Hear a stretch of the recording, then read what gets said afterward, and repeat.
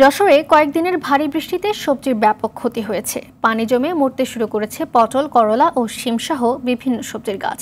সব মিলিয়ে জেলার মাঠে মাঠে আগাম সবজি চাষে লাভের পরিবর্তে বড় ধরনের ক্ষতির আশঙ্কায় কৃষকরা। যশোর প্রতিনিধি বিএম ফারুকের প্রতিবেদন, জানাচ্ছেন নাদিরা সুলতানা। পুরানো দিয়ে নতুন নিতে আজই চলে আসুন আপনার নিকটস্থ ওয়ালটন শোরুমে। শীতের সবজির আগাম বাজার ধরতে যশোর সদর উপজেলার মাঠে মাঠে কয়েক ধরনের সবজি চাষ করেছেন কৃষকরা। এরই মধ্যে পটল, বেগুন, শিম সহ বেশিরভাগ সবজি বাজারে উঠতে শুরু করেছে। অন্যান্য সবজি মাসখানেকের মধ্যে বাজারে ওঠার কথা। ভারী বৃষ্টিতে সবজি খেতে পানি জমে বিপাকে পড়েছেন কৃষকরা।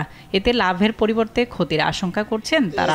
শিম, তারপরে লাউ, তারপরে মূলো, এই সবগুলো ক্ষতি, চরম ক্ষতি। সবজি আমরা লাগাইছি, যাক দাম পাবো বলে, তাই বৃষ্টিতে নষ্ট হয়ে গেল, আর এখন আর তো হবে না। বিভিন্ন জেলায় এখান থেকে রপ্তানি হয়ে যায়, কিন্তু এই বৃষ্টির কারণে অনেক ফসলের ক্ষয়ক্ষতি হবে। এই শীতকালের সবজি আমরা দেব, যদি এগুলো আমাদের মাঠ যায় তাহলে সারা দেশে এগুলোর দাম বেড়ে যাবে। অতিবৃষ্টিতে সবজির কিছুটা ক্ষতি হয়েছে, তবে কৃষকরা দ্রুত পানি অপসারণ করায় উৎপাদন ব্যাহত হবে না বলে জানান কৃষি কর্মকর্তা।